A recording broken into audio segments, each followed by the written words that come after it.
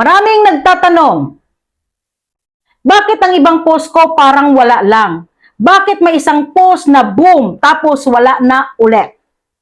Ang sagot, hindi swerte, hindi magic, hindi luck. May science, may strategy, at dito pumapasok ang content deconstruction. Number 1, clarity on what works and what doesn't. Kapag deconstruct ka ng content, tinitingnan mo ang hook, tinitingnan mo ang message, tinitingnan mo ang format, tinitingnan mo ang timing. Ano ang mangyayari? Malalaman mo kung bakit successful ang isang post. At mas mahalaga, malalaman mo kung bakit flop ang iba. Hindi ka na puro hula, hindi ka na puro trial and error, nagiging intentional ka.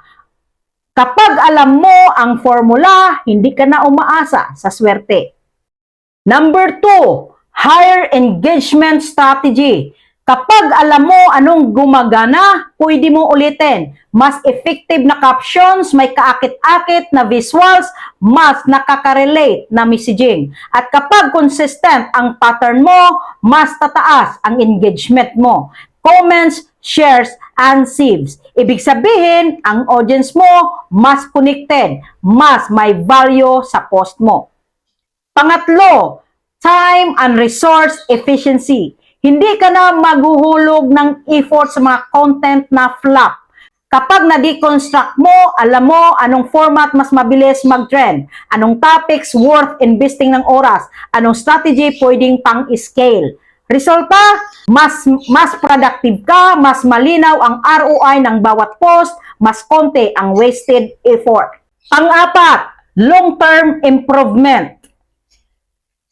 Content deconstruction hindi lang pang ngayon. Natututo ka sa audience behavior, natututo ka sa algorithm patterns, natututo ka sa iyong sariling style. Unti-unti, mas nagiging pro ka sa content creation. Mas refine ang strategy mo, mas matibay ang personal brand mo. Every flop is a lesson. Every boom is a blueprint. Number 5, scalable content system. Kapag structured ang analysis, pwede mong gawing template ang mga winning post. Pwede mong i-replicate ang formula sa ibang topics. Pwede kang mag-experiment ng walang rest. Ang resulta, hindi ka na nagpo-post ng random. Nag-i-invest ka sa system na pwede pang scale. At kapag scalable, growth mo predictable na. So mga ka-content creator, mga ka-magnet, maraming creator na frustrated. Bakit wala akong growth? Bakit hindi nagba-viral?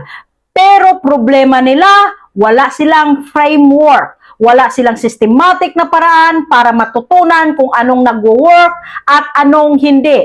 Ang content deconstruction ang sagot. Ito ang naglalagay sa iyo sa driver's seat ng career mo. Huwag kang mag-post lang ng basta-basta. Huwag kang mag-post para lang magpakita. Huwag kang mag-post para lang may upload sa feed. Mag-post ka para matuto. Mag-post ka para mag-improve. Mag-post ka para makagawa ng blueprint. Sa content creation, success is a science, not a chance. Content deconstruction gives you clarity, engagement, efficiency, long-term growth, and scalable strategy. At kapag naintindihan mo ito, hindi ka na basta creator lang, nagiging strategist ka, nagiging authority ka. Ano, may natutunan ka ba sa video na ito? Paki-comment, paki-like, follow, and share na rin.